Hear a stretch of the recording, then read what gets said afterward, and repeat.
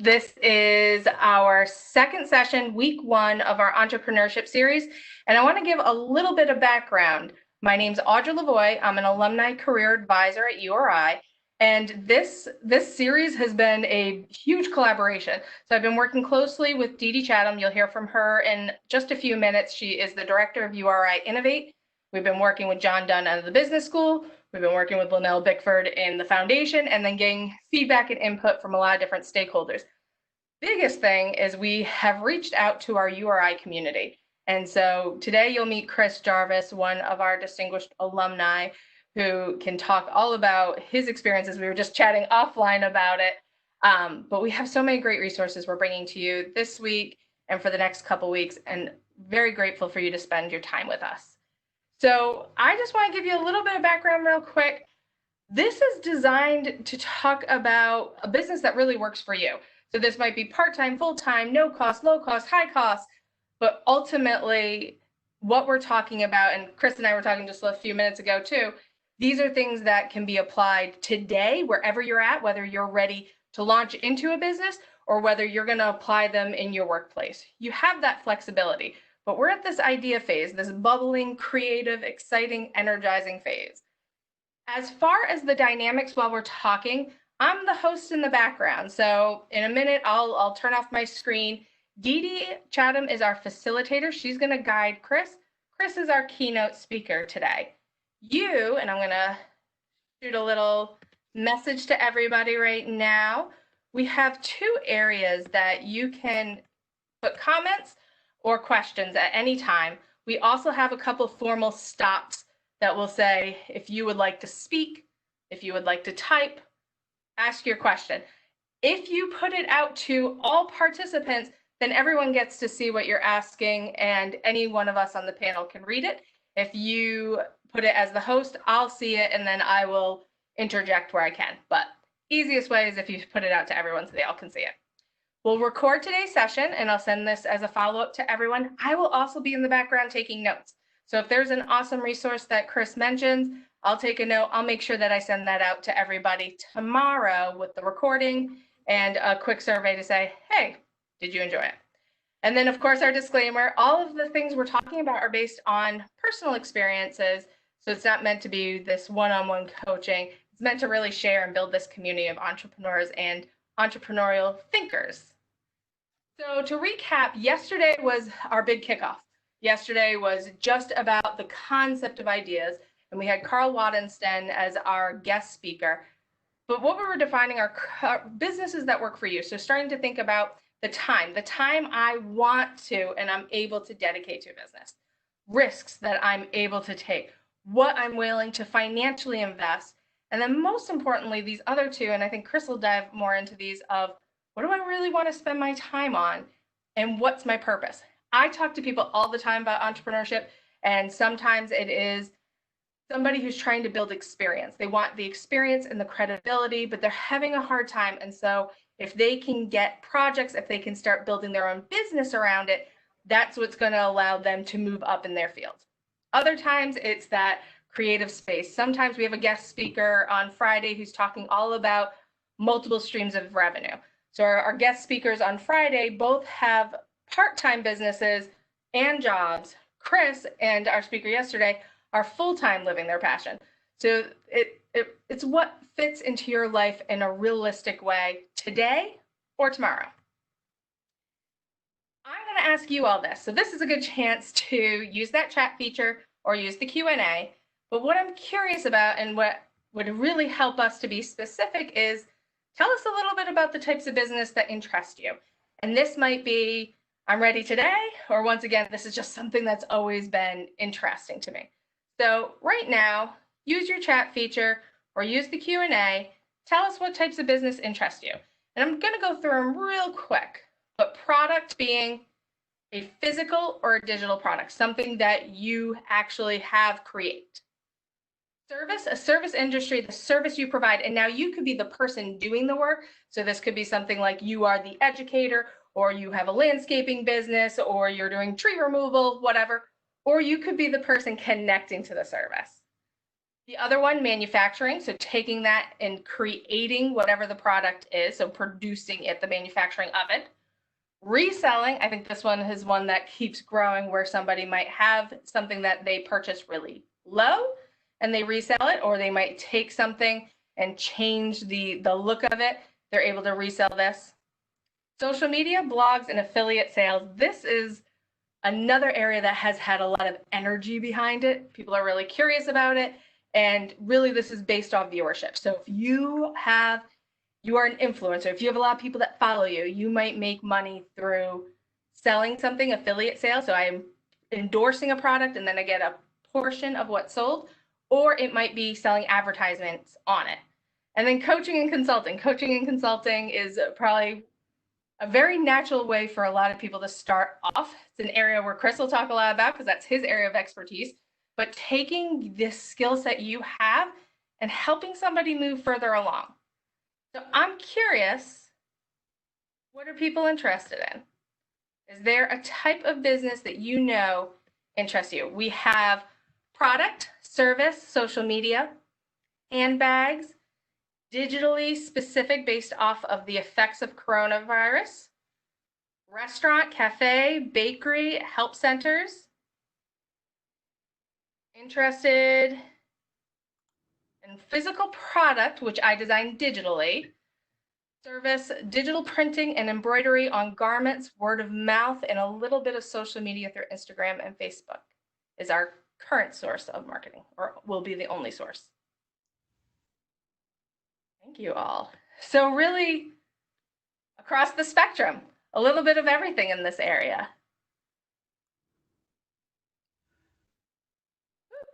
So big part, and this is the last slide I'll go to, and then I'm going to transition to Dee Dee. But when we were talking yesterday, and I think Chris will talk more about this too, thinking about what exists. So if you are in this bubbly, I've always wanted to, I'm curious about a business, starting to do that talent inventory.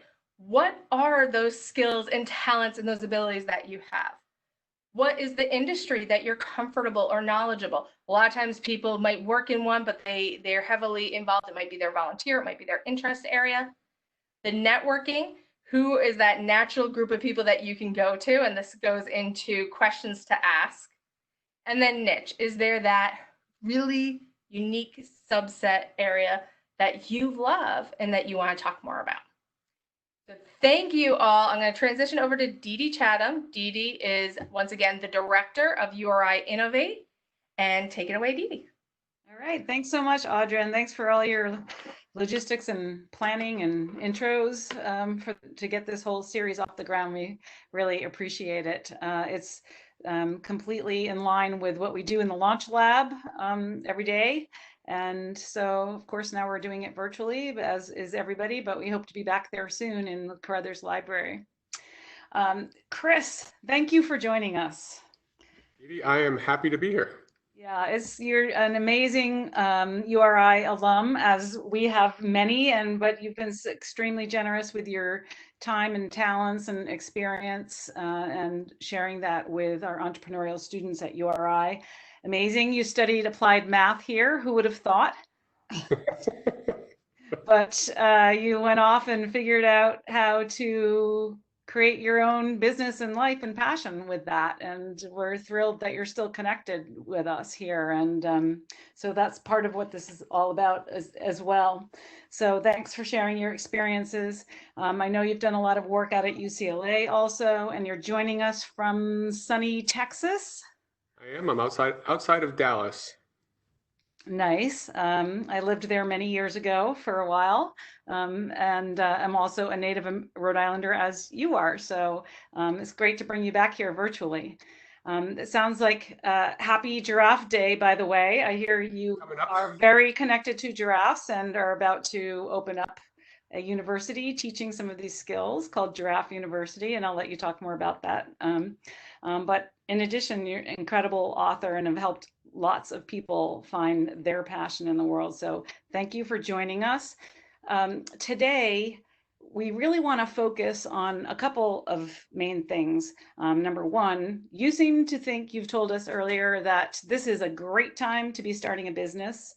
And so I think that that's a good place to start. And we'll move after that on to sort of how to test is your idea ready, and how to get some confidence around that testing, and so that you can bring it to the point where you're ready to launch. And whether that's your business or whether it's a piece of your business, is it ready to go?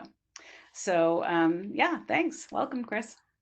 Thank you, Dee Dee and Audra. I'm glad to be here. And fellow alums, good to see you. I'm glad to be back virtually. I like coming back in person too, but today this is what you got. So here I am. And I'll tell you a little bit. I spent a lot of time consulting as a financial consultant, some of the wealthiest people in the country. These are millionaires, billionaires, and I got to see how people operated. And they would come to me to have me solve, as a mathematician, complicated tax problems and financial problems. And what I found was that the people who wanted to save taxes were people who made a lot of money. Not a very difficult thing to solve, to figure those two things are connected. You make a lot of money, you pay a lot of tax. And what I found was that the people who paid a lot of tax and made a lot of money, they did a lot of wacky stuff. Nobody made a lot of money by just working hard. Nobody made a lot of money by showing up early, staying late, being nice, please and thank you. Those things are all necessary. Those are not the things that cause you to stand out. There's this giraffe mentality, this sticking your neck out, getting above other people, seeing things they don't see, reaching things they won't reach. That's what made them really successful. The first bullet on the page is, do you know how the Kennedys made their money? So the Kennedys have had a president, they've had three people run for president, they've made quite a bit of money. How did they make it? They made their money bootlegging during Prohibition. So a family took advantage of an opportunity that people wanted drinks, they couldn't get drinks. Probably sounds a lot like coronavirus and being at home with your kids for 3 months, or your parents, or however you want to look at it. They solved the problem. And I'm not espousing the idea of going out and doing things that are illegal, but that's just an example that geographically is close to home, to Rhode Island. And they took advantage of an opportunity, and obviously a very risky opportunity, saw a path, did it, made a lot of money, and then have done a lot of other things since. So that's one of the examples. And right now in this whole coronavirus, quarantine, call it what you want, it really is a perfect time to start a business on so many levels. And one of those is when I'm lecturing on entrepreneurship and people come up and talk to me after, I have a great idea. The question, I always ask the same question, why aren't you doing it now? And the answer is almost always, I just don't have the time. I'm too busy with work. I've got kids, and I've got family obligations, and I have, they're all excuses. It's interesting, Chris, we did a little poll on our last night webinar, and asked exactly that question. And it was money, fear, and skills were the top 3 reasons they're not going forward right now. Money, fear, and skills. So fear, I will definitely, I'll touch that one for sure. We'll touch a little bit of all of that. So a lot of people say time is the big one, and right now that's not a good excuse. So I'm not surprised you didn't get time last night. I would have been surprised if you did, since everybody's stuck at home and not commuting and not going to restaurants and movies and sporting events and any other big social gatherings. Probably feeling like they have more time right now, right? That's right, too much time on their hands. Something about, I have teenagers, so I think about time and idle minds and devil's workshop and all that good stuff. Luckily, they can't leave the house too often, so it's not as bad as it could be. So the thing about trying to solve a problem or something is, you have the time, you really have to think about, can you solve somebody's problem? And right now, people have a lot of problems. Companies are about to have massive problems. I mean, really big problems. You're going to have missed shareholder. Right now, banks aren't really collecting, companies aren't collecting debts. A lot of people have given holidays on rent, commercial and residential. So it hasn't hit the economy yet. Oh, but it's gonna be really bad. And once banks and credit card companies and car companies and everybody decide we now need our money, because whatever bit of help we might have got from the government has stopped. We're not going to keep doling out trillions of dollars every quarter. Then they're going to start cutting expenses. So you're going to have a lot of people, all these movie theaters that people aren't going to go back and fill at the same space. What are you going to do with that space? What about the malls that are going to close? What about all the restaurants that are going to close? What about all the food service people who aren't going to have jobs? And there's going to be a lot of problems. So, which is great. When there's problems, there's opportunity for problem solvers. You can be a whiner and complainer. You can bitch and moan. You can talk about how horrible it is. which is a complete waste of everybody's time. It's just not. In life, there's a very simple equation. We all want these special outcomes. And to get to an outcome, you have the events in your life, and then you add to them your responses to those events, and that gives you the outcome. And if you want to sit there and whine about the events and how horrible they are, you can blame those, but you have no control over the events. You only have control over your responses. So what are you going to do with this? You could be stuck in Amsterdam during World War II, and Anne Frank writes a book that people are still reading in school 70 years later. So different people do different things with the time they have, as opposed to doing other things. So think about the problems that are out there. There's going to be a lot of problems. So the beauty of that is when there's a lot of problems, there's opportunity, which is great. I put on there one of the bullets is purity. And what I mean by purity is if you've ever given somebody, well, I guess I could ask this question in an audience, I would do it with a show of hands. It's a little hard to do like this. But how many of you have ever asked somebody if they might want to go someplace or if they would ever consider something? And they said, yeah, I'd consider that. But asking someone if they'd consider it versus asking them to reach into their wallet and grab 20 bucks and pay you for it are two very different questions. And that's one of the big problems with surveys is that the answers you get are heavily distorted by how the question is phrased. And it's not just the wording of the question, it's the tone of the person's voice. It's how are you leading them to a certain answer. So polls are very tricky.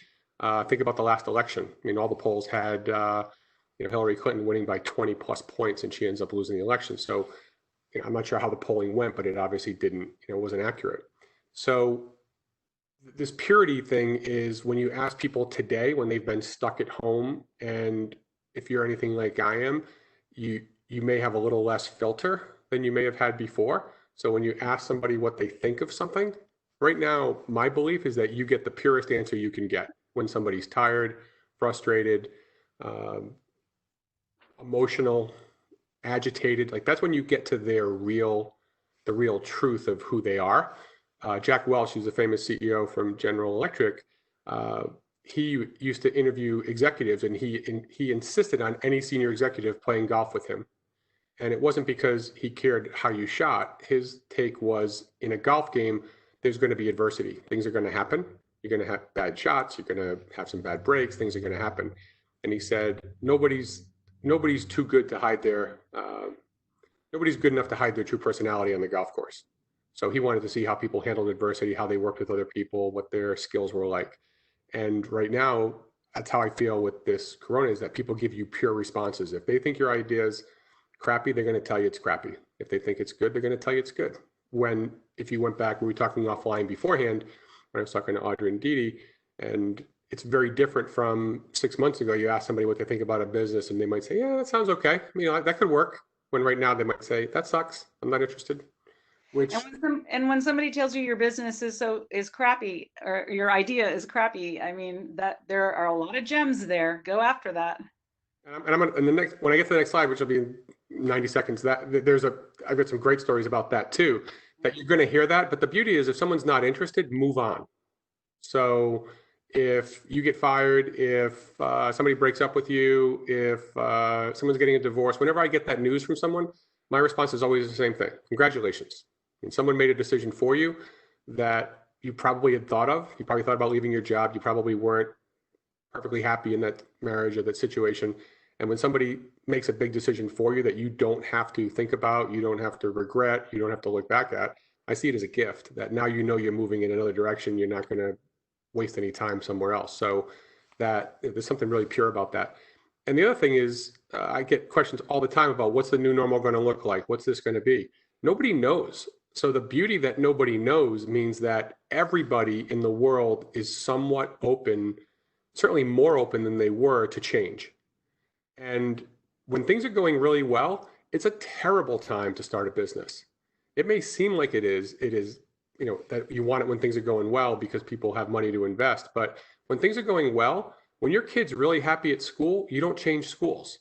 When you're happy in your neighborhood, you don't move. When you're happy in your job, you don't consider other things. You don't change and grow until things are bad. Or you need to change when things are bad. When things are good, you just don't change things when they're good. Very few people will double down from a good situation and say, I'm going to give up my good situation for a great situation. it just doesn't happen. And right now, because we're anticipating change, it's a great time to bring up a new solution, a new idea. If you had your favorite restaurants and you always went to those, whatever they happen to be, whether it was the Tunic Oyster House or Hemingway's, or there's someplace, Capriccio's in Providence, or someplace you like to go to, you probably never would have thought of takeout from a nice restaurant where you enjoyed the ambiance or the location, where now you're open. You say, yeah, taking out's not so bad, or whatever that might be. Not the best metaphor, but or analogy, but you get the point. That it's when things are messy, when people are open to change. And if you're trying to start a new business, you will be taking business away from somebody else. And I'll get to that 2 slides from now when I get to the questions you have to ask. So let's go to the next slide just quickly if we can. Let's go back to, yeah. So this, actually, let's go back to, we skipped one somewhere. So there we go. So in writing some of the books that I wrote about super wealthy people and about becoming very wealthy, what I can tell you is that every person I interviewed who 50 millionaire, 100 millionaire, billionaire, they all said the exact same thing about their big idea. And that was when they had their big idea and they told people what it was, and they all remember their big idea. The response is the same. Everybody told them their idea sucked. Nobody liked their idea. And so if I go into a business plan class, and I was in Nancy's class, and I think Dee Dee was in one of those classes, and I said, if everybody in your class thinks your business is a good idea, I'm sure it's a terrible idea. Because it's not disruptive. It's not, there's no challenge to it. If it's that obvious, you're missing something, because there isn't some great idea that everybody says that's great without seeing flaws in it. It's the ones that have flaws that you decide, I'm going to overcome those, because it's those flaws and problems most people see in the opportunity, which stops them from taking that path. So it's finding your way around the obstacles. That's the better path to greater success. So super successful people all know. I told this story on a video interview on Talking About Success with Jack Canfield. He wrote Chicken Soup for the Soul, and he was asking me about business. I just shared with him what I shared just now with you, and his response was, Chicken Soup for the Soul was my best idea in my life. It's worth billions of dollars and was worth tens of millions of dollars to me. It was a huge, huge life-changing event. But 144 publishers told him his idea stunk, and that nobody reads stories. It's a stupid title. No one's going to read it. And that's 144 companies that 144 biggest publishers said no. And then he's working his way down the list, and 145 is like, I think this might work. And he stuck with it. And so where that comes from is I have chapters in a bunch of my books that you have to be psychotic to be successful. And to bring you guys back to psychology class a little bit, which might seem really funny coming from a mathematician, the Maslow's hierarchy of needs. Everybody starts with, you need food, water, air to live. If you're gasping for air and you can't breathe, you're not really thinking about self-actualization. That's not that's not really where you are. Once you get past that, you get to safety. If you feel safe and secure, then you can move on to other thoughts. But it starts with, you need to live, and then after that, you want to feel safe and secure. The third level of Maslow's hierarchy is love and belonging. And this is the place that super successful people deviate from the rest of the world, in that they don't need that. And I'm not saying they don't need people. They're not truly psychotic, but it's not important for other people to buy into their ideas. They don't need everybody to think, oh, we're all going to do the same thing. We're all going to root for the same team, and we're going to cheer. And they don't want the group think at all. And they're very comfortable with the idea that they're going to be somewhere else, and they're going to be very different, and they're going to take a path other people haven't taken, and folks are going to tell them they're crazy, and you're not going to get a lot of support. So if you need everybody to say, that a boy, and everything's great, being an entrepreneur is not for you, because you're going to do things that I come up with ideas all the time, and my friends look at me and go, that's a doozy. It's like, yeah, it's a good one though. And that's where the success comes, is doing things other people think are crazy. So, psychotic is good, not needing everybody to like what you do, and being comfortable being alone and seeing things differently and not fitting in. And with that, change is great. So when you're trying to do different things, it's great to be in an environment of change, because that's the time when people are willing to accept it. So that big question is, if not you, who? Who's going to do this? There's going to be change. Things are going to be different. You can sit back and do nothing and wait to see what it looks like, or you can make the change. And be the weird you want to see. Make this happen. Be part of the solution. We were chatting about offline beforehand. Some of you might have caught the edge of it if you got on early. You can be part of this solution, and you can change the path, or you can wait to see what it looks like.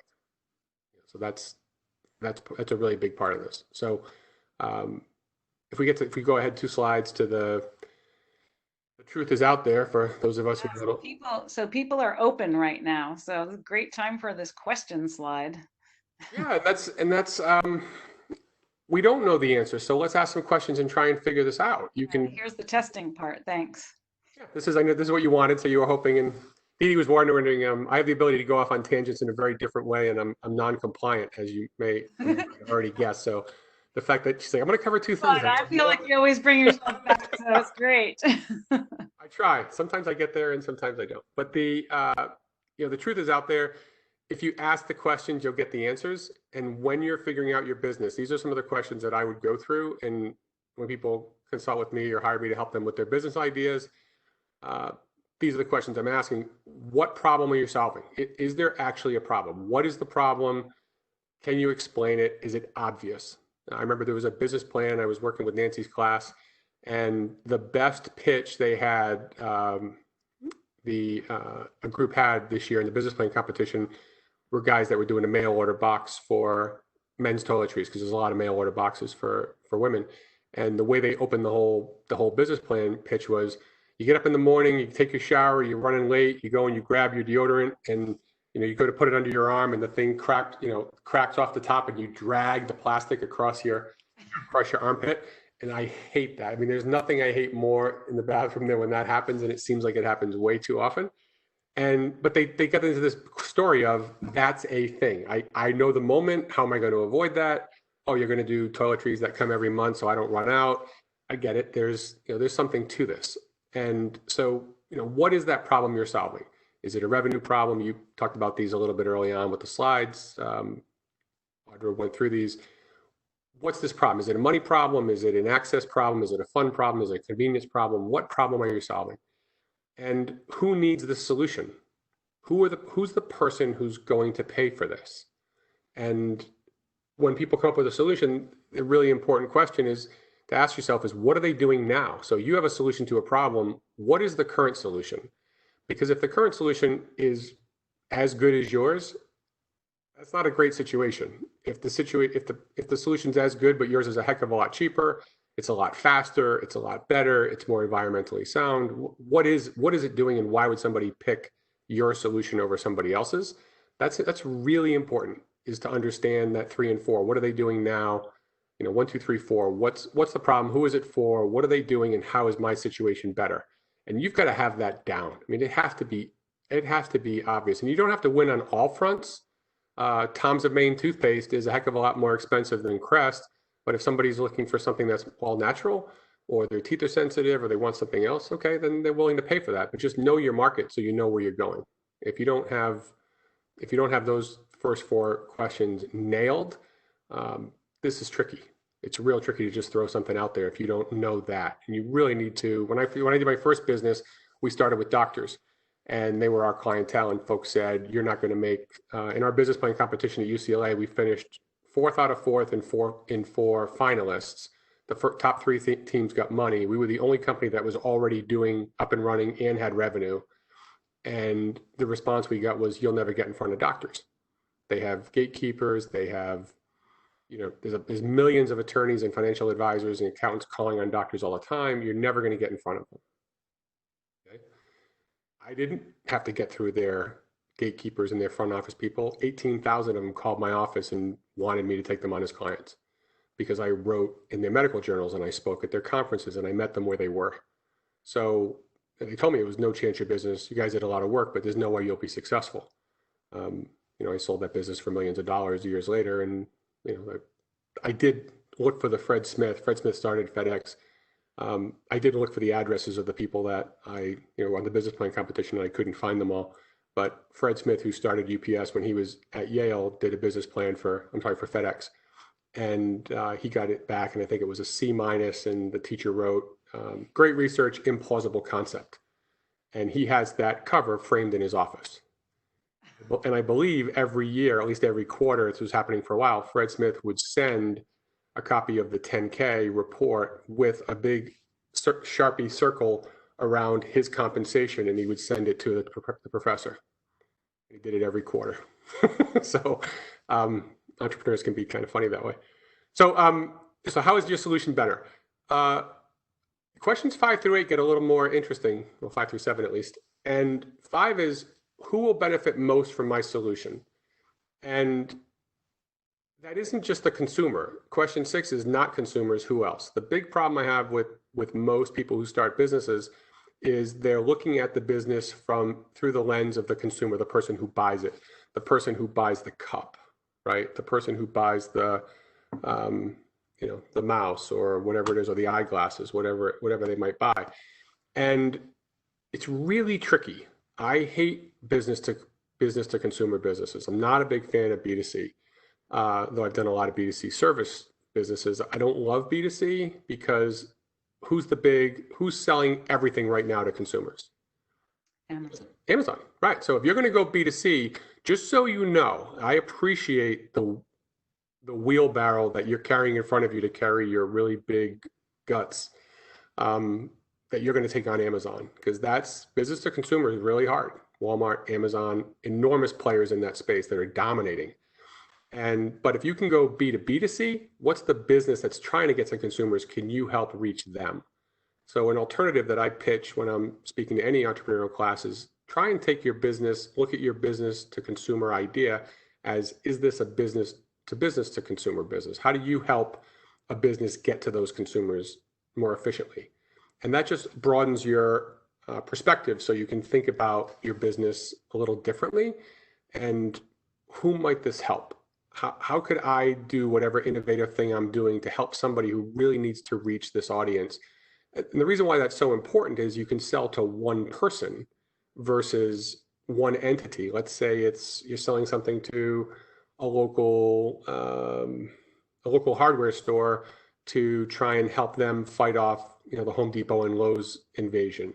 Okay, well, you only have to sell to one if you have some interesting solution, whether it's something for tracking sales or whatever it might be. How do you leverage yourself really highly? Yeah, how do you leverage yourself? Because selling is something, I teach selling a lot, and I'm a great salesperson. I've done it very well for a long time, but it is hard, and you have to do it over and over and over and over and over and over again. So if you can get a relationship and help them get more sales through one sale, it gives you time to do all the other things you're doing. So you're not constantly prospecting and selling and servicing, which is a lot of work. And it's just so much easier to find that one. CVS doesn't like it. Great. How about Walgreens? Oh, they don't like it. Okay. How about Dwayne Reed? Oh, they don't like it. Let me find, I need one pharmacy to like my idea, whatever that happens to be. If you're selling, healthcare products, instead of going direct, do something and partner with a company like that. So just be thinking, who's going to benefit most? Is there somebody else? I'm trying to give an example. The guys who were doing that, the man mail box, where they were selling trying to put a mail order box together for men. We moved away from the Crests and the Gillettes of the world. And when I was consulting with them to talk about, maybe we're going to go with an option that's all environmentally clean, green type products. So let's find non-aluminum deodorants, and let's find some fluoride-free toothpaste or whatever it might be. Are there some different paths we can take?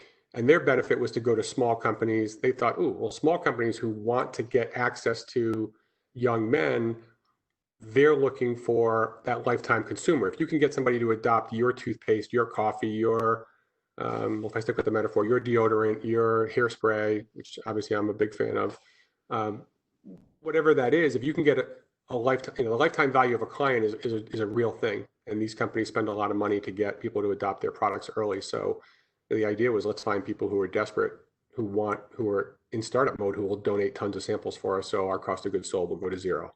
So that's just an example of how do you find somebody else who's really interested. And I also like to say that the more people who are interested in your success, the greater probability of your success. Who else wants to see you win? And I don't just mean your mom and your siblings or your kids or your spouse, but what other company might want to see you succeed? for whatever reason. Sometimes it's the enemy of my enemy is my friend, and there's somebody else who's competing with, somebody else is competing with the company you're competing with, and they might be interested in helping you. Is there, for me, with the new book, the new Giraffe Money book coming out, I just agreed to a deal yesterday with the Giraffe Conservancy Foundation. So they're doing this in Africa, but they've got a big worldwide following, and I'm donating a portion of the book to giraffe conservation. So now giraffe nonprofits will at some point send out that out to their donors, who, if they're donating money, you assume they're probably in a little better price point, a little better socioeconomic position than people who don't donate. So that's not always the case, but my thought is they'll probably promote this. So how do you find some other people and get people on your side who have some interest in your success one way or another? And that helps a lot, because it's a lonely gig doing your own thing. And if you can find other people who have some benefit, when I'm teaching sales, I try to get corporations to pay part of the fee to have their salespeople take my sales training classes. So I don't want to teach anybody who's not going to pay, but if I get some payment or some exposure from a company, I've had companies promote my sales training, which may cost $2,500 a day, $5,000 a day, but they'll promote it to 10,000 people, and we'll give them a discount. So they'll send out an email, their people get a discount of $500 or $1,000, but they now promoted me to 10,000 people. I only needed 25 in the room to make the day work for me. So I didn't have to go buy leads. They sent it out for me. Sort of another way of going to where your customers are too. They need their people to learn how to sell. So yeah, and then so if they can get sales training at no cost other than sending out the email and promoting it, and we give the people a discount, they're happy. And for me, if I had done it through leads, it would have cost me a fortune. So it's much easier to give a discount. So that's an example of question 7. I love this question that just came. I'm sorry, is that Audra? Yeah, it is. I want to build, I want to kind of take a pre-step, because the person who just asked the question has a really good question, but I wanted to look back and see if we could be specific with some of these businesses people were mentioning, and then build into this great question. But somebody has mentioned doing the service digital printing and embroidery on garments. There were other ones that were about, trying to scroll up, excuse me, about having too many things going here, about a bakery. There's another one that was talking about digital, specifically based off of the effects of coronavirus. So before we get to that question, are there any examples of how we could take some of these businesses that were mentioned and do exactly what you're talking about, Chris, finding that kind of who are going to be my allies, who are going to be the people who want to help me sell my business? Yeah, so I have a friend from business school, Jim Schulte. He's got an enormous bakery that does gluten-free goods. So they sell worldwide. And he built this giant bakery. It's a low margin business, but it's got 3 businesses, but one of them is a bakery. And he went gluten-free. So the idea was, he did this years ago when, okay, you want to eat a sandwich and you want to do something, but you don't eat gluten or you have celiac disease. That's a bit of a challenge. And so for him, it was first, okay, we have a product that we know people want, super expensive to ship that stuff individually. And I don't know if you want to pay, $26 for a loaf of bread. So that may or may not taste like cardboard, but I can't comment on it. But I haven't had it yet. But the idea is that for him, it was, I'm going to find retailers, grocers who want to meet their customers' needs. So somebody who wants to, they want to have a full line of products. They want to at least attract somebody knows they don't have to go somewhere else. So if you don't have to go to the natural grocer to get your gluten-free bread, you can get it at some other place.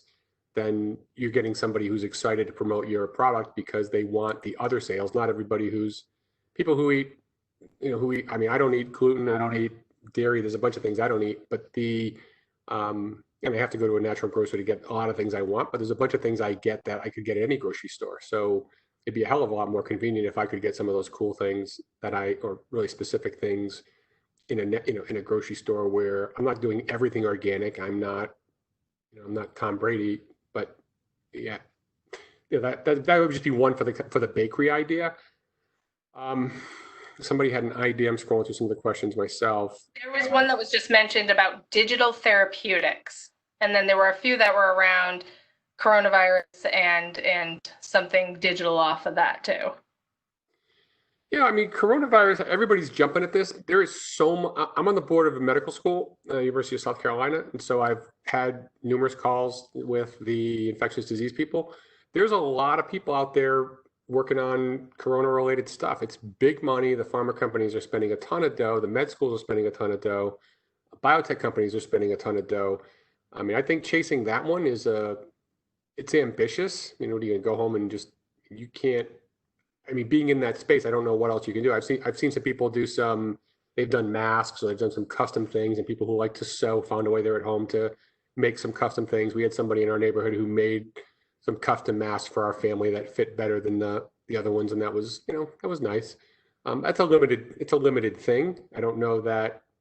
What are you hoping to have, that Walmart's going to pick it up and then they're going to ask you for 6 million units, which will be really tricky. So, the Corona thing, there's a lot of money, but it's a one-time deal unless you're already in medical product and medical device, because there's in this country, the FDA has such a strong hold on what you can put out, how you can put it out. So I'm a little hesitant on the Corona thing, because it just takes so much. It just takes so much money. Now, if that's your thing and you're a scientist and you majored in micro cell biology and did a bunch of, that's your thing. It's go for it. And something I don't know for sure. Well, it's interesting also to think about the changes that the medical industry needs here that are brought to light by the coronavirus, pandemic. So how do we need to change so that we are more prepared when the next one comes, or the next similar kind of crisis situation comes? You bring up a really good point. So I see a integrative medical clinic that I go to. It's cash when I show up and see them. I have a call with my nutritionist today. They have a nutritionist on staff. They have a functional chiropractor who's also a neurologist. They have, like, the test they've done on me. Everybody else said I was doing fantastic and my health was out of this world, but I felt like shit. And then it was an integrative medical clinic that said, oh, we tested my blood for all kinds of weird things and said, you've got MRSA and you've got mold, severe mold poisoning throughout your whole body.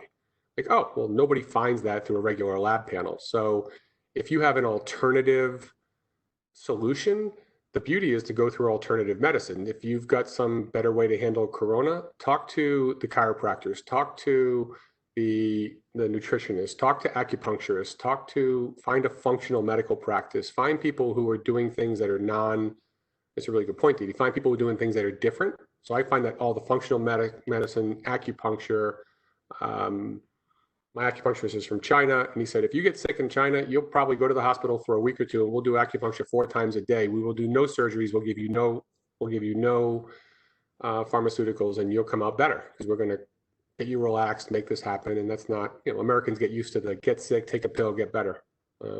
We get to the point that the younger people on the call won't remember, they may stand in front of the microwave and go, why is it so slow? But we remember what it was like before you had a microwave and you had to heat a pan and put some food in it, or, preheat the oven, and there was no microwave. So if you have an alternative solution that's not in that giant, super expensive, crazy FDA regulated healthcare machine, find other people who are in the same world. So I've introduced my functional medicine person to my osteopathic manipulator, to my nutritionist. I've introduced them all. So you guys are all thinking about, let's not just do surgeries and prescribe pills. There's got to be better ways for the body to heal itself. Then find people like that, because they all want to find good solutions for their patients that don't involve getting them sick on other. It doesn't involve removing parts. It doesn't involve putting more foreign bodies into you. So that's, I would say talk to people who are in that space, who are looking more natural. Chris, maybe we could go to this question that came up about do you have some good tips for setting up meetings with businesses where you don't really have a good connection in there? Yeah, I answer this question a lot. And there's a few things. One is with LinkedIn, it's not that hard to find somebody, and to find somebody who knows somebody at a company. It's not that difficult to get an introduction somewhere. Email is also very tricky. So if I think I believe I have over 200,000 emails in my Outlook. Maybe I've read 60% of them, maybe. And somehow I keep them all. There's no chance I'm going to read them. If you sent me an email 3 weeks ago, I didn't see it, I'm never going to see it because I'm going to get another 1,000 today. And I delete as many as I can, but I don't spend my whole day clearing through them. So it just it just happens. And if I worked at a big company, I think it'd actually be worse because you have everybody CCs everybody on everything and you just get a clouded inbox. So I would say getting access to people, I think I have at least 3, maybe 4 ideas for you. One is a personal introduction by somebody else at the company. So find someone you know who knows somebody at a company and then make it personal. Hey, Dee Dee, I was talking to, my subject line, if I wanted to get to you, Dee Dee, would be, Audra asked me to call you. Like I would, and then you're like, oh, I know Audra. You're going to answer that versus great idea, business opportunity. It's just not that interesting. So personal introduction is really important. When I'm talking to students at schools or anybody who's unemployed, I also tell them that any job posting you see is not a job worth having. And that's a bit extreme, I know, but if someone's posted a job, they have an idea of what they want you to do. And what are the odds that all your personality skill and all your skills and traits and likes and loves and strengths match perfectly what that person's thinking about? And they say, well, where do you find your jobs? I just go ask. So asking the question of people, what do you need? Or offer to do something for free. I have done free projects for many people in my life to prove that they should work with me on another level. So if someone asks me, what projects do you have outstanding that I could do, whether it's for credit in school or, hey, I'm in between jobs and I'm trying to get a handle on this. Could I do some research for your next book? Could I help try and make an introduction to you? Could I do something? There aren't a lot of people out there who are going to turn down free work. And I think that's going to be a big part of the next, the new normal is people aren't going to hire people right out. They're going to have 5 or 6 unpaid internships or low paid internships and just see who's fantastic. Let everybody audition for the job in a sense and get some time versus, oh, I have to sign you up, give you benefits. I think people are going to be careful to take on. It'd be a win-win on both sides. I mean, both people are learning some things that they need. You're learning about the person who may be interning, and the interns learning more than they ever realized and making the connections and network. Yeah, and it's also it does go both ways because for some people, I'm a fantastic person to work for, and for other people, it's hell because I'm not a micromanager. I know what I like, I know what I expect. I'm not difficult, but I am very difficult to impress. So if you want a big pat on the back because you just worked a 12-hour day, I was up at 4:30 this morning and I went to bed at 1. So I was writing until 1 o'clock. I was up at 4:30. So like your 10-hour day doesn't impress me. And it's not, I'm not asking you to work 18 hours a day. It's just, people who are at that level, there's you want to get a feel for how does this work? And is this person somebody I want to work for? Or, even think love languages, how do they work? And some people are just better matches and they have better style. So it is a good thing to throw that out there. So the first one was personal introduction. The second one is offer to do something for free for somebody, which that will oftentimes get it. Third is contact many people. When I was writing articles in medical journals, we had a lot of clients in dermatology, orthopedic surgery, neurosurgery. We didn't have a lot of cardiologists. So one day it was late at night, which was typical for me. I thought, let's see if we can get a cardiology magazine to take our stuff. And I sent a pitch letter to 14 people at the magazine that was Cardiology Today. And I sent everybody in the editorial thing. And I did not put them all in the same email. I did not CC. They were all individual emails. I sent out 14. I got 12 responses. The president, the chief editor, the editor-in-chief, managing editor, all people said no, like not interested. We don't take outside stuff. We don't do financial stuff. We only do medical, clinical stuff. I got a whole bunch of no's, but one person responded and said, thank God I have to have the next issue out by tomorrow at 5. Is there any way you can get me an article between 1,200 and 1,300 words by the end of the day today? And I Well, said, there you go. You found somebody with pants on fire. that's it. Yeah. And I solved that person's problem. I just didn't know which person had that problem. So, that not taking no and trying to go in a bunch of different ways. Just because one person at a company says no, it could be the CEO who says no, but the person who has to put food on the table, has to do the workshop, has to buy the whatever, the parts that, is doing some of the fulfillment or procurement, whatever that is. Ask somebody else. It's great if you can come in top down and they like it. If they don't like it, don't give up, because there's so many layers. You probably can still come in from the bottom.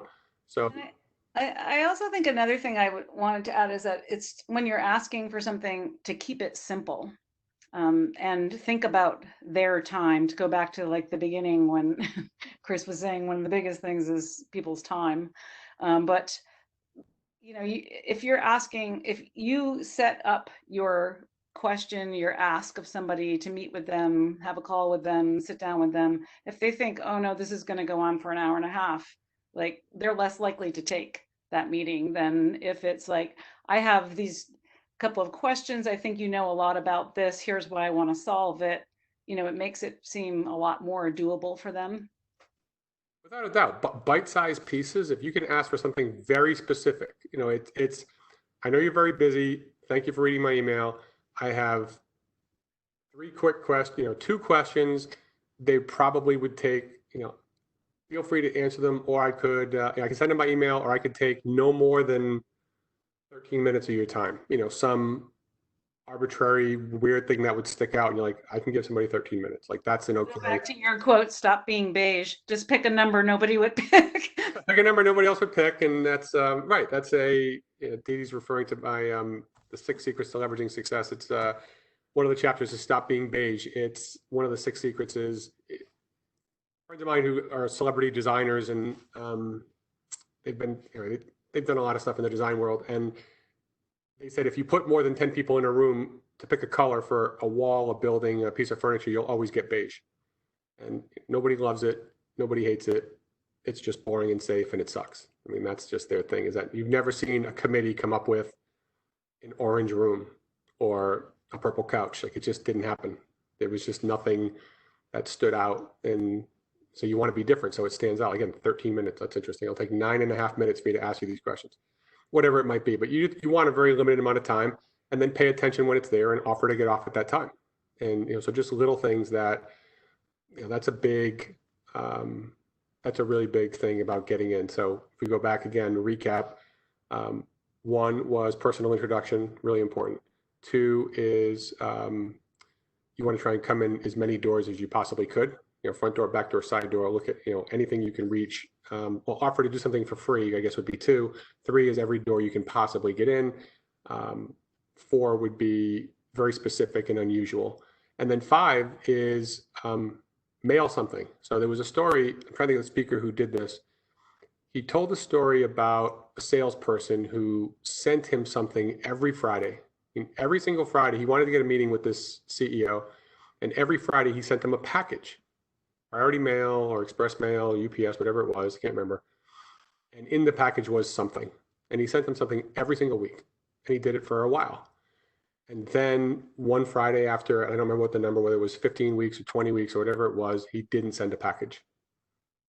And then he called the guy on Monday and said, did you miss getting my package on Friday? The guy's like, yes, I did. I did miss getting your package. He's like, I thought so. He's like, well, I got a question for you. And the guy took his meeting that way, which was very, very interesting. I told the story. I had met Jay Abraham, who is a $9 billion man. He built Damon John. He's built Tony Robbins. He's built a lot of companies. And as far as entrepreneurial business consultants, there aren't many people in the world that I tip my hat to and say, that guy's way better than I am, but Jay's one of them. And I saw him speak and thought that's maybe the most brilliant business mind I've ever come across. So I executive produced a documentary about him. I did produce a movie, and the producers each got an hour of time with Jay. And Jay said, oh, if you're going to come to my office and meet with me, I have this business intake form. If you fill it out, I promise to review it and give you business advice on your business in addition to the interview. It was 160 pages long. And I filled it out, the whole thing. And my staff said, "Why are you filling this out?" And I didn't answer. And they said, do you think everybody fills this out?" And my response was, "I don't think anybody's ever filled this out." They said, "So why are you filling it out?" I said, "You've already answered the question. I've already answered your question. Nobody's ever filled this out, so I'm going to, which is going to be different." And that came up in the interview was, "I'm so sorry, we have to have a second interview because I didn't get to your stuff. Quite frankly, nobody's ever done it." And I bit my lip, and I wanted to say, "I know," and I didn't. I didn't let him know that day. And as we were talking about the interview, then he asked me about the movie and said, "What do you think about the movie? What are your plans?" And I said, "I don't give a shit about the movie, Jay." And he said, "Well, why? It's so funny. Why'd you do this?" And I said, "I wanted to get in the room with you, and I thought it was worth 15 grand, 20 grand, whatever I spent, to get an hour with you, because I was confident that at the end of that hour, you'd want to spend another hour with me." And he said, "Mission accomplished." And he said, "That's such an interesting story." He said, "Back when you didn't have TSA, Jay would go to the airport when he would hear that somebody like Jack Welch, or there were a few big time people that would come through LA. He knew they were coming in for a shareholder meeting or they were coming in for a speaking engagement. And he'd figure out what plane would they be on. And he'd wait at the gate." And he told the story about Jack Welch again from GE. And he walked up to him in the airport and said, "Mr. Welch, I'm Jay Abraham. You don't know me. I know your time is really valuable." And he opened up a bag and he said, "I'm guessing that your time between now and the airport is probably worth about $10,000. I have $10,000 in this bag. If I could share the cab with you and take the ride and pick your brain, I'll be happy to give you the money." And he did that 3 times and had 3 extraordinary experiences with 3 different people. And then he said, interestingly, none of the guys took the money. And so, there's ways to get in front of people, and that's, those are, Never be persistent and be different. Be different. Yeah, there you go. So we have just a couple of minutes left in our session today, Chris. Thank you. Thank you also for remembering and bringing up the ideas that you heard about in Professor Nancy Foster Holt's Lean Startup class. That was great to hear about those stories. I have one quick question, if there's nothing else coming through our feed right now, which is, you've been so successful. Congratulations on that. And certainly going forward, it sounds like you still have so many new things on your plate. Will you share something that's still on your bucket list with us? Something on my bucket list. I'd like to take a bunch of clients out for a retreat at Giraffe Manor in Kenya. So it's Kenya, Tanzania. So it's an entire preserve. I've been to Africa before, and it's lovely. I went on photo safari. I don't shoot anything. It's my fondest memory of my vacations. It's my fondest memory of my father. It's it's special. So I think doing something there in a nature retreat, doing something around Giraffe University or Giraffe Money or Be the Giraffe, which is coming out later this year too. For me, I think doing that for me on a bucket list, that would be, that's on my list. And then the real stretch one is, the stretch one, it's way different from business, would be to do a paid 30-minute stand-up comedy skit, not skit, but actually get paid to do it, as opposed to just throw out ridiculous comments and things in PowerPoint. All right, stretching yourself all the time. Trying a little bit. That giraffe neck coming up. I try. Emily wants to know if that's the reserve where giraffes eat through the windows. They do that for sure. There aren't really, it's pretty open air. So yes, there's a lot of giraffes that will eat through windows and come up close, and yeah, it's a pretty special. I haven't been, so it's I'm working on it. Great. Thank you so much. It's been a great hour learning of your pearls of wisdom, and we appreciate all the time you come back here to URI to help our students. I think there are 2 slides from here. I think there's a couple final things just to throw out for. Sorry, Audrey. Let's see. If we lost her. One more. I'm here.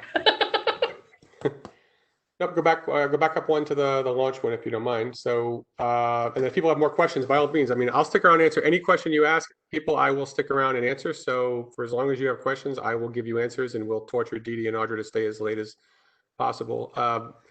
The slide about you don't have to be an astronaut. This, you want it to be perfect. You want the product to be great. You want the money to be there. You want to line this whole thing up, and it's just not coming up. I think you said, Dee Dee, last night, people said money, fear, and skills were the things that they want. So I don't care how much money you think it's going to take to launch your business, it's way more.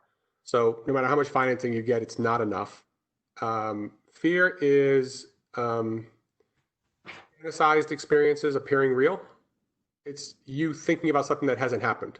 So I don't have a lot of fear, and I don't understand how people have fear of taking tests, fear of job interviews, fear of things, because before the test you had a 0, before the job interview you didn't have the job.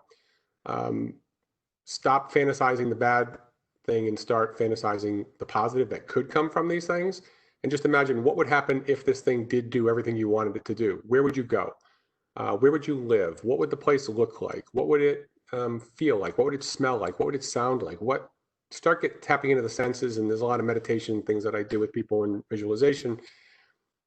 Let's think positively about the stuff and not negatively, about what could come from you doing these things. And when I get into meditation, and I'm doing it regularly, which Canfield taught me a couple of years ago, I manifest things very quickly, and my life works really well. And then, like most psychotic people, you feel better on your medication, so you stop taking it, and then you get psychotic again. I stopped meditating, and I shouldn't. So that you're never going to have all the skills you need. You're never going to have all the money, and whatever you plan your business to do, it will not do that. My business started as a pharmaceutical ad agency, and then it was a legal referral business, and then it was an estate planning business, and then it was an insurance firm, then it was an insurance brokerage network, then it was an investment management firm, then I was setting up insurance companies for people. The thing morphed numerous times, and somewhere in there it was a publishing company. I mean, we just morphed to what people wanted, and you will too. So whatever you think this is, there is no chance in hell what you think your business, when you open the doors or you announce it, there's no way in hell that business looks anything like that a year later. It's going to change. It just isn't going to be the same. The market's going to tell you. So launch now, get it out there. And I use a mix of metaphors going back to the giraffe here. When a giraffe has a baby, it's a 15-month gestation period. It's almost twice as long as we have. And the labor is somewhere between 30 minutes and 2 hours. So imagine the baby giraffe in utero for 15 to 18 months. And then all of a sudden in 45 minutes to an hour, it gets shot out of a mother and drops 6 feet to the ground. It's an extremely interesting way to start. So one of the great video on that at the Providence Zoo a couple of years back. It was amazing. And I tell people, you'll survive the drop. That's my giraffism of once you get started, that it's going to be abrupt. When you start doing something different, it's going to seem different, just like going from a dark, warm in utero to hitting the ground. It's light, you've never stood, and you have to get up. You'll survive the drop too. And you really have to just get up and do something. So if you have a business idea, get out and try something. Launch, put it out there, talk to people, start moving. Ask a lot of questions. I put in there a bullet, become an asshole. I mean, ask for questions, ask for favors, ask for help, ask for guidance, ask for introductions. Just ask. People generally want to, it's okay to get a no, but you have to ask. And if you can get to the point that you ask fearlessly for things, they can say no and say, okay. When they say no, you say next and move on. And I say ignore zebra. You tell people your ideas. Most people like the herd mentality and the safety. And folks who tell you your idea is terrible, they're not bad people. And in many cases, people who warn you against the potential risks of a new business, they're looking out for you. My mother gets scared to death every time I do something. I just built a really big house, and her thing is like, wow, it's really big. Like, is that going to be okay? It's not that she doesn't like my house. She's just my mother, and she would love for me to have, 5 years of savings in the bank, right? And that's just not how I live. So people who say these things, they're doing it because they worry or they're afraid. It's not because they want to hold you down necessarily. So, ignore the fact that, or ignore them or appreciate them for the feelings that are going with the comments. They're looking out for you. It's just not you. Find your tower. Giraffes get together in towers. It's really important when you're starting a business that you find like-minded people. My best business thing I ever did was I joined Vistage. And whether you join YEO, Young Entrepreneurs, or YPO, Young Presidents, or you join Vistage or one of the other groups, be around people who have similar mindsets. It's just different. I have friends who are corporate people. They work for companies. I talk to them about certain things. I don't talk to them about other things. But when it comes to business, I may not talk to my 5 closest friends, but there's 3 people that I know are entrepreneurial who are the right people to talk to about those things. And so you just have go-to people about work stuff. And then I don't tell my mother all the challenges with the business or with Giraffe U, or she doesn't need to hear it. She's going to worry to death, and that's just not her. She doesn't, that's just not the right thing. So find your tower and know that if I jump back an hour from the draft metaphor back to the launch one, the rocket one is you're going to course correct in the air. So get up and get moving. You're just not going to know how bumpy a ride it's going to be until you get up there, and just expect there to be changes and be cool with it. I mean, that's just, there is no business that, University of Rhode Island started as an agricultural land grant college in 1892. So, things change. They just do. This whole series changes. I'm sure by the time they get around to doing this, we get down a few more episodes in this, they'll learn all the things not to do from my session. And we'll, this too will pass. This will evolve, but so will everything else. So, those are things that I would say is get up and get moving. Ask yourself those questions. Stick around and ask more questions. The next slide, I have some resources if you want. If you want to try and find some people questions in on how to reach me and other things. I've got a couple websites, and one's about to launch, and I got some books and other things that you can find if you somehow didn't have enough of me. Doctor, can you progress to the next slide? Yeah, I want to stop though and answer the questions that are up here. So we have 2. And the first one is, what is the best way to navigate unknown areas to starting your business? For example, it has been through just pushing forward that I have navigated the trademark process, website development, and getting manufacturing samples for my product. That's a great question. Like, this person's navigating all these brand new things. What's the best way to continue to navigate these unknown areas? Here's the art of this. Sometimes the right thing to do is to put your head down and just go and push through, because it requires massive determination to just make yourself do it. There's a mentor of mine, his mentor said, being an entrepreneur is fantastic. You have so much flexibility. You get to pick exactly what 90 hours a week you work. And there's this, sometimes you just have to put your head down and grind and just push forward. And the key to this is going to be, and sometimes you have to take the advice from the people who are out there that are like, this just isn't working. So do you have to go to China and see another factory to find the right factory to make something for you? Maybe, or maybe you say, this thing just isn't working for me. I got to find a different way to manufacture this. This isn't working. And that you got to feel out. There's no set thing on how to do it. You really do have to bust your ass and work hard. It's not easy. When I was in business school and I was on the board of the Entrepreneur Association, we brought in a guy named Lou Quaker, who started Bristol Farms. And he's credited with doing a lot of things for the grocery industry, including putting in those credit card machines. And he did it, but he also, back when credit cards would dial up, so you'd finish your groceries and then you put the credit card in, it has to dial up and authorize. And that's, people then felt about that the way we might feel about the person in front of you writing a check now, because it takes so long. That he got people to say, why don't you scan your card ahead of time before we even scan everything through so it gets done. So he had all these very interesting things about groceries. But his message was, learn to shave on somebody else's face, learn on somebody else's dime. His whole message was, don't do your own thing. Entrepreneurship's hard. Go do it with somebody else and then break off and take some clients with you, and it'll be a lot easier. And when it was done, it was a group of 5 or 6 of us. And Lou asked me, because he knew I was the one who brought him in, what did you think? And I said, didn't really, with all due respect, I didn't love it. And he could tell I was a little bit upset with him because I was already doing my own thing. And he turned away from everybody else and put his left ear toward my left ear and whispered in my ear and said, this wasn't for you. You're going to do just fine. And he winked at me, and I just thought, here I am pissed at this guy for his talk. And then he's like, I'm giving entrepreneur talk trying to tell people not to do entrepreneurship because it's hard. People do it because they have to do it. In a lot of cases, it's not a holiday. It's not something you do in between margaritas at the at the resort on spring break. I mean, it's a lot of work. So you're going to have to grind a bit, but be aware of the customer. Try and know your customer intimately. Try and know if you're in manufacturing, you've got to know the manufacturer as well. You learning copyright law or patent law or whatever it was that person said in the question, I can't see it.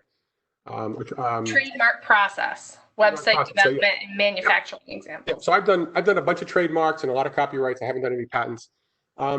Yeah, I mean, you can pay somebody to do that, or you can try and do it yourself. And that's another thing too. What things do you want to do? Where's the best use of your time? When you're early on and you have no money, you have to do all things. I used to do all of our marketing stuff and lay out our books in PageMaker, and do covers in Photoshop and all that. And I'm not gifted at that at all.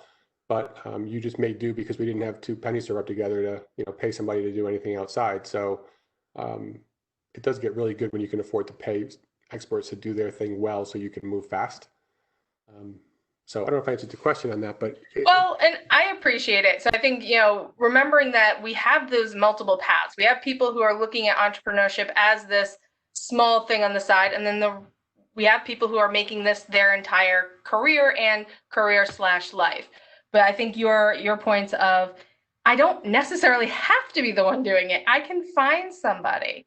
I think the other point of knowing and potentially being able to work under another person and be able to learn through that process and get the hands-on, but not have to make the mistakes on my own dime. I think those are 2 really great ways for someone to connect. And then the third one is that, all right, I just have to kind of muscle through it. So we have another question. It's about your personal team. Did your team stay consistent through your changes, or have they moved? Have they changed up and down throughout? I had one partner I had the same partner for the first 11 years, 12 years. We brought in a third partner and then didn't get along, and then that didn't work. We brought in another third company we partnered with that worked for a while. Then we brought in a third partner, and I was kicked out of a company I started. So they voted me out of the company, took all the money. I mean, it was probably a company worth $8-9 million, and they offered me $100,000, $175,000 for the company. Kicked me out of something that I was the lead guy. I mean, the company's name started with my name was on the banner. So I had the first set of companies in the financial world for the first 12 years was relatively close. I haven't worked with any of those people in a long time. I have had a bunch of different people actually as different partners and people I've worked with. Sometimes the business calls for it that way. There are certain people I use for the same thing. I use the same marketing and kind of design people for the first 6 or 7 businesses because they were really good. So I would just take them along. I've built relationships with people that I've continued to play with and keep them around too. But for me, it's after the first half of my career when it was mostly the same people, it's changed a lot. It's changed a lot because sometimes the business needs it, and I've evolved a lot. So it's probably not fair. It's not like I went from manufacturing firm 1 to manufacturing firm 2 to manufacturing firm 3. I've changed a lot and had a lot of interesting things happen in my life since selling my company in 2016 for millions of dollars. I've had a lot of interesting things happen that have caused me to change. So I'm working with Jack Canfield on one project, and I'm working with Rick Petrie on something here, and Ramon Peralta from Peralta Design in Connecticut on this project. And so it's moving around quite a bit. But I can tell you that I'll throw one thing. A guy that was a mentor of mine in business school, Hunt Ramsbottom, he had taken a bunch of companies public. And he told me that the first thing he does when he buys a company is he fires all of senior management, just gets rid of all of them. Like everybody, they're all gone. Every highly paid senior manager is gone, gets rid of all of them and replaces them with new people. And I said, well, how do you know how the business is going to run if you get rid of all your management? And he said, well, if you go to a hospital, do you think the hospital administrator knows how things are run, or do you think the nurses know how things are run? If you own a body shop, do you think it's the person who owns the body shop, or do you think it's the guys who actually are working on the cars that know how this runs? He said, if we're going to innovate, if I'm going to buy a company, I'm going to buy it because I plan to sell it. And I'm not going to buy a company for $20 million if I don't think I can sell it for $40 million or 100 or whatever the number is. So he said, the only way that I'm going to be able to innovate dramatically from where we are when I buy the company to when I sell it is if I get people to think differently. So at the time I was consulting with him on a project for an auto company, auto repair company, body shops. And I worked at Toyota, and I had also worked in auto insurance as an actuary. So I knew quite a bit about the insurance side, which was his buyer. He was doing body shops, but he didn't want to sell to individual people. He wanted to get the approval of the insurance companies so they would send all their body work to him. So it was brilliant. And so I was a consultant with him and helped him quite a bit. And I said, so who's your board? Who's your top executive team? And he said, I have somebody from dairy. I have somebody from refrigeration, transportation. I have somebody from financial services. He pulls people from all kinds of industries so that they will give him different advice on how to do things. So I think that's really helpful. And for me, even though the lesson I guess I have with that is that my application team changes from company to company because my application is different, but my advisory boards are often, a lot of those people have stuck with me. I still reach out to the same people for advice on, hey, what do you think about this? Because I know they have great brains for that. So I guess strategy-wise, I use the same open-minded people to give me ideas. But the application stuff, management tends to differ by the industry because you need some people who just have different skills. Great. Good lead. I'm going to advance us to the next slide, but while I do that, there is a question about, are you able to share any reputable market research resources? So the concern is there's so many different options. What is credible and what's not going to cost a bunch of money? Can we open up that person's mic? Sure.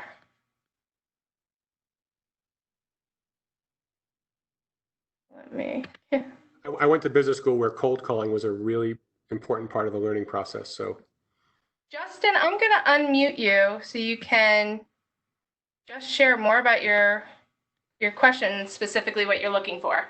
Sure. Can you hear me? I can. Oh, well, thanks so much for being here. I definitely appreciate it. Yeah, so I, again, thinking along the lines of like, where are the resources that I can give to a project or my project? Where are they best? What's the project? What are you trying to get market research on? Well, a lot of things. I've done a bit of consulting here and there in the future as well, but I'm really interested in digital therapeutics. It's kind of a complex landscape, so I might be better suited to understand or research certain aspects of that landscape. And then I can leave the rest to maybe a firm, or I can get the firm offers a good foothold on which I can build the rest of my thesis. Because there's a lot of information there, but I don't really know who I can trust, because there are a lot of options online, and they're paid. So that's another, that's a risk. Sure. I have done cold calling interviews, called people up, from a different couple of different industries, and that just seems like it would take way too long. So I just need that foothold, I think. Justin, you're currently working? I currently go to school.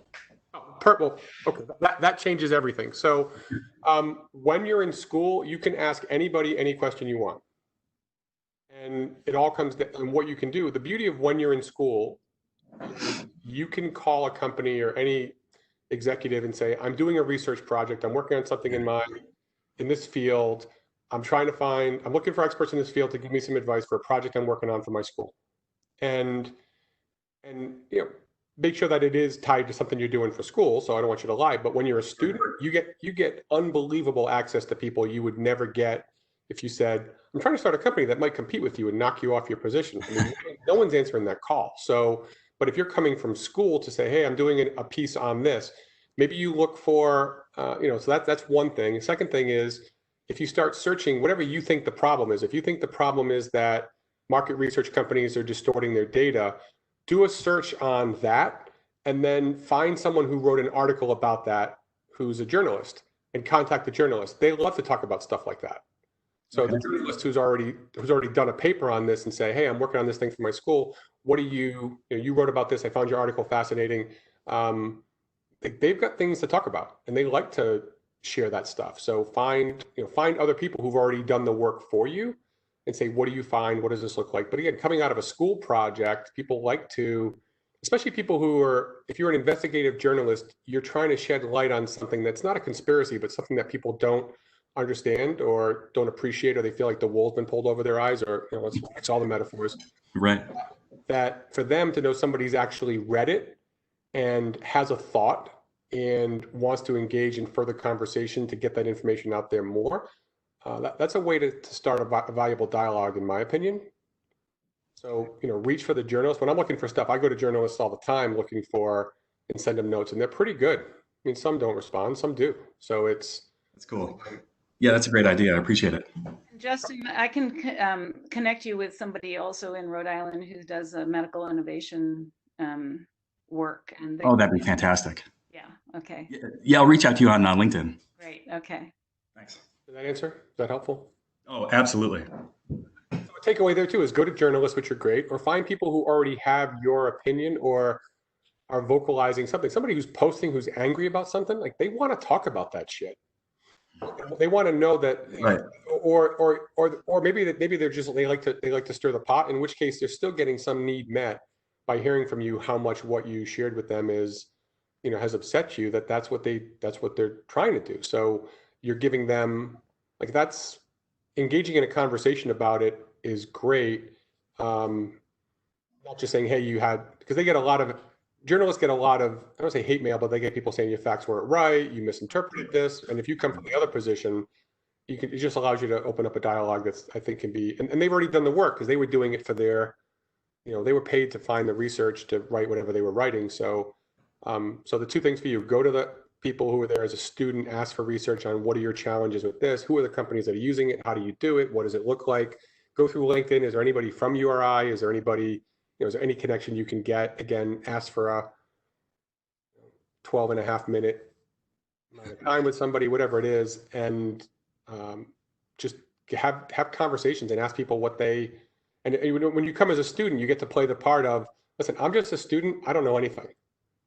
And that right. Columbo, which is a reference at your age you probably don't get, but Columbo was a detective who pretended not to know what was going on and asked a lot of questions and seemed stupid, but was anything but. Right. So the idea of playing Columbo and just asking a lot of questions, say, well, I don't know that, or is it this? And you already know the answer, but you just let them, then thank them. And I send handwritten thank you notes still because people don't get stuff in the mail. If somebody gives you really valuable stuff, send them a gift, even if it's something small. Right. There's just little things like that people remember. Yeah, that's fantastic. I appreciate it. You're welcome. For joining us, Justin. Other questions, comments, nasty remarks? I had a teacher, that was how they ended every. Send nasty remarks directly to Chris. No, that's right. If you want more, more of any of this stuff, I have my website, chrisjarvis.com. Giraffe University or giraffeu.com will be up at the end of the month, and that's a whole place for entrepreneurs to learn. So that's an evolution in entrepreneurship. So Giraffe University will be coming up. It'll be on all social media. It's already on some social media, but the big launch is the end of the month for Giraffe U. If you want a book about business and getting your business to the next level, that's the 6 Secrets to Leveraging Success, which is a bestseller, and it's been out for a couple of years. The Giraffe Money book is out at the end of this year. So that's a book about personal finance and finance around business. And so if any of those resources are helpful, they're out there. And,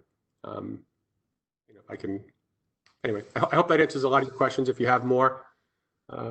Thanks. It's been a really great session, and appreciate it, and hope to have you back again. Yeah, I'll be happy to. It's what I do. And I've done more for people I like less. So I am very, I've done a lot more people I like a lot less. So to help the URI community and people at the school who are trying to promote entrepreneurship. And well, we'll keep doing these kinds of things, but someday we hope to have a big overflowing auditorium. Edwards would be good. Continue it in that medium. I'd love it. That would be great. All right, great. Thanks so much, Chris. Thank you, Chris. Thank you, everyone, for joining us today. And like I said, I will send out some notes and I'll send out the recording. And everyone's time is valuable. Thank you for spending your afternoon. Take care, everyone. Bye.